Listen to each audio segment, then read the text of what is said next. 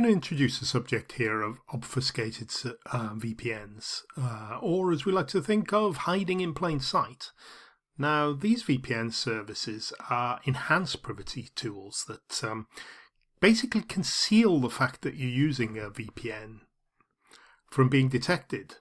They're an additional tool, if you like, for bypassing censorship and avoid throttling with these disguised connections. So let's just have a closer look at them.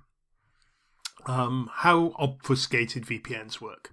Basically, the problem is that when you're using a VPN, all your data is protected and encrypted, but it is also very evident that you're using a VPN. So in some circumstances, that can be a problem.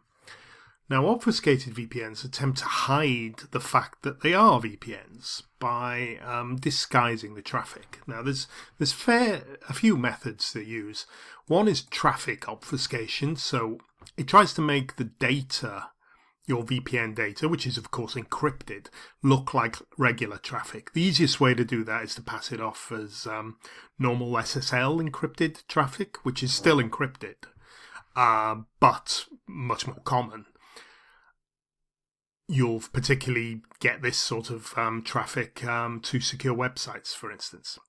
Then there's stealth mode, again, disguising the packets as normal HTTPS traffic. You have protocol modification techniques built into some of these VPNs that use slightly altered protocols that we'll explain later, harder to detect.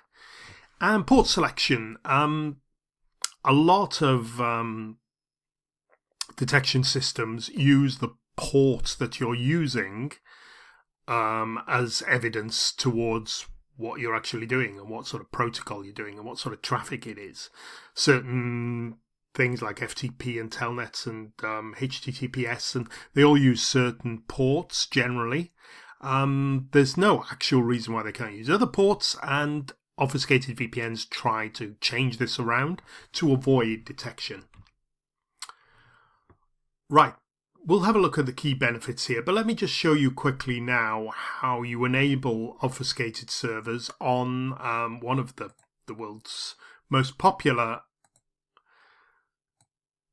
VPNs, NordVPN. Here it is. Now, if you're thinking of trying NordVPN, there's a discount link that I urge you to take a look at in the description below to give you the latest discounts.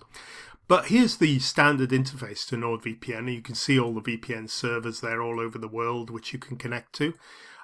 If you want obfuscated, it's normally you just click on a country basically, or scroll down the list and pick whichever you wanted. So if I wanted a VPN at Angola, I'd click on Angola. If you want an obfuscated VPN, i.e. a hidden VPN, you need to click on specialty servers and click on obfuscated servers. Now, it will have to change the protocol in a lot of setups. In NordVPN, the older versions, you had to go and select OpenVPN protocol. But here, in the newer versions, it'll do that automatically for you. So you can just basically click on an obfuscated server. However, if you want an obfuscated server in a particular location, you need to click these little buttons here. And then you'll get a drop-down list. NordVPN has got quite a few obfuscated servers, but not anywhere near as it's a very small percentage of their total VPN servers. So you can see these are the countries that you can get one.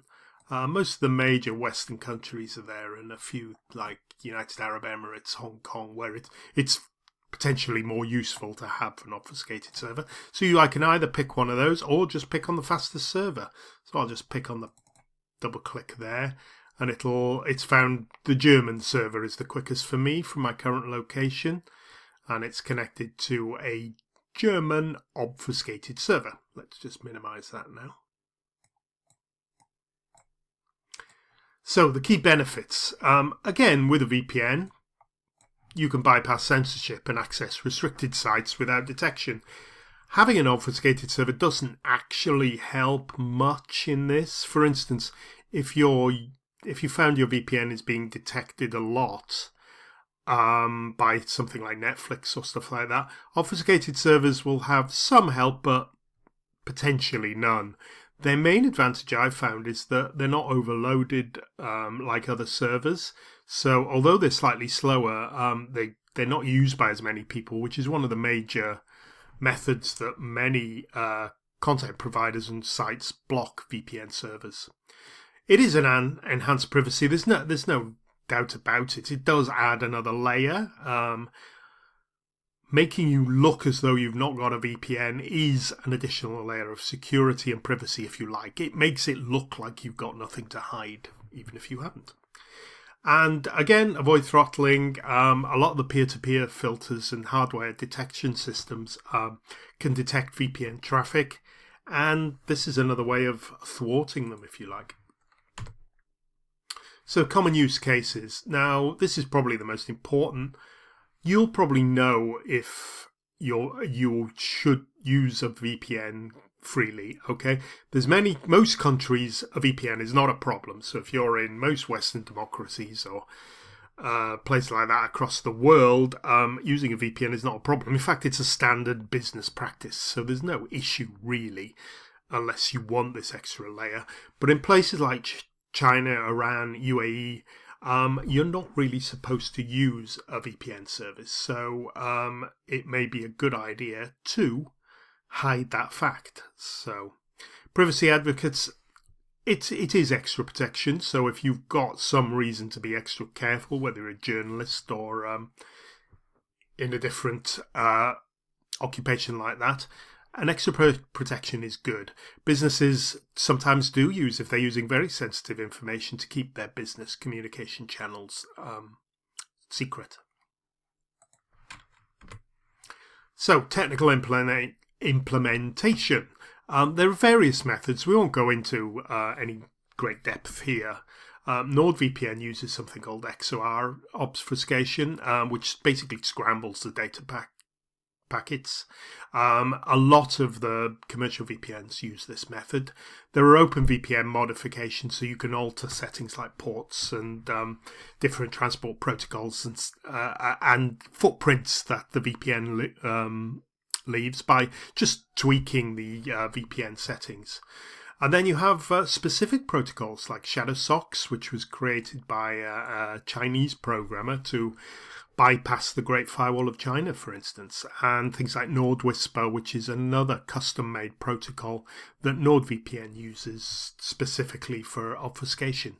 So these are subjects that you can look into to better detail if you're more interested in that.